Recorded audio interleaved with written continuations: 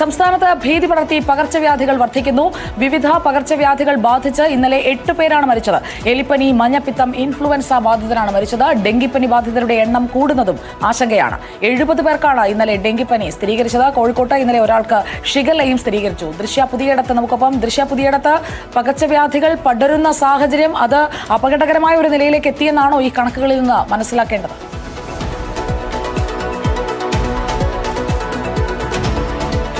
അങ്ങനെ തന്നെ നമുക്ക് പറയാം. കാരണം ഡ്രൈ ഡേ അടക്കം സംസ്ഥാനത്ത് ആരോഗ്യവകുപ്പ് ആചരിക്കുന്നുണ്ട്. പകർച്ചവ്യാധികൾക്കെതിരായ പ്രതിരോധ പ്രവർത്തനങ്ങൾ നടക്കുന്നുണ്ട്. പക്ഷെ അതിനൊന്നും പിടിച്ചുകെട്ടാൻ സാധിക്കാത്ത രീതിയിൽ തന്നെയാണ് പനി, പകർച്ചവ്യാധികളൊക്കെ തന്നെ പോകുന്നത്. ഇന്നലെ മാത്രം പനി ബാധിച്ചത് 13,000-ൽ കൂടുതൽ ആളുകൾക്കാണ്. കുറച്ച് ദിവസങ്ങളായി 10,000-ൽ മുകളിൽ തന്നെയാണ് പനിക്കണക്ക് വരുന്നത്. അതിൽ ഏറ്റവും പ്രധാനപ്പെട്ടത്, ഏറ്റവും ഭീതി ഉണ്ടാക്കുന്നത് ഡെങ്കിപ്പനി ബാധിക്കുന്നവരുടെ എണ്ണം കൂടുന്നത് തന്നെയാണ്. കഴിഞ്ഞ ദിവസങ്ങളിലൊക്കെ 50-ന് മുകളിൽ മാത്രമാണ് ഈ ഡെങ്കിപ്പനിയുടെ 50-ന് മുകളിലാണ് ഈ ഡെങ്കിപ്പനി ബാധിതരുടെ എണ്ണം വന്നിരിക്കുന്നത്. ഇന്നലെ 70 പേർക്കാണ് ഡെങ്കിപ്പനി ബാധിച്ചിട്ടുള്ളത്. ഇന്നലെ സംസ്ഥാനത്ത് പനി ബാധിച്ച് 8 പേരാണ് മരിച്ചത്. അത് എലിപ്പനി, ഇൻഫ്ലുവൻസ, മഞ്ഞപ്പിത്തം ബാധിച്ചാണ് മരിച്ചത്.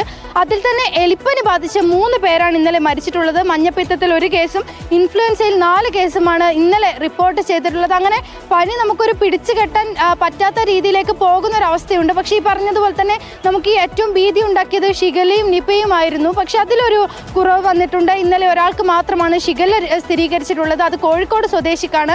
കോഴിക്കോട് സ്വദേശിയായ ഒരാൾക്ക് ഇന്നലെ ഷിഗല്ല സ്ഥിരീകരിച്ചു. അത് മാത്രമല്ല, നിപ ബാധിതനായ ആളുടെ ആരോഗ്യസ്ഥിതിയിൽ നേരിയ മാറ്റമുണ്ട്. ബാക്കിയുള്ളവരുടെയൊക്കെ ഈ ഫലമൊക്കെ വന്നപ്പോൾ അവർക്കൊക്കെ നെഗറ്റീവാണ് കാണിച്ചത്. അതൊക്കെ വലിയ ആശ്വാസം ഉണ്ടാക്കുന്ന കാര്യം തന്നെയാണ്. പക്ഷേ ഈ പറഞ്ഞതുപോലെ ഈ പകർച്ചവ്യാധികളുടെ എണ്ണം കൂടുന്നതും അതും പനിക്കണക്ക് 13,000-ന് മുകളിൽ തന്നെ നിൽക്കുന്നതും വലിയൊരു ആശങ്ക ഉണ്ടാക്കുന്നുണ്ട്. അതുമാത്രമല്ല, കഴിഞ്ഞ ദിവസങ്ങളിലൊക്കെ തന്നെ 7ഉം 8ഉം തന്നെയായിരുന്നു ഈ പനി മരണങ്ങളൊക്കെ തന്നെ ഉണ്ടായിരുന്നത്. അതും ആശങ്ക ഉണ്ടാക്കുന്ന ഒരു കാര്യമാണ്. ഇത് കൂടാതെ തന്നെ ഈ വയറിളക്ക രോഗങ്ങളും 3000-ന് മുകളിലേക്ക് തന്നെയാണ് പോകുന്നത്. ഈ വയറിളക്ക രോഗങ്ങളിൽ തന്നെ ഷിഗല്ല സാധ്യതയുള്ളവരുമുണ്ട് എന്നുള്ളതാണ്. അത് കൃത്യമായി പരിശോധനയിലൂടെയാണ്, വരും ദിവസങ്ങളിൽ അത് കൃത്യമായി പരിശോധനയിലൂടെയാണ് ഓരോ ഷിഗല്ല പേഷ്യൻസായി പുറത്തു വരുന്നത്. അത് അത്തരത്തിലൊരു കണക്ക് വരുന്നത്.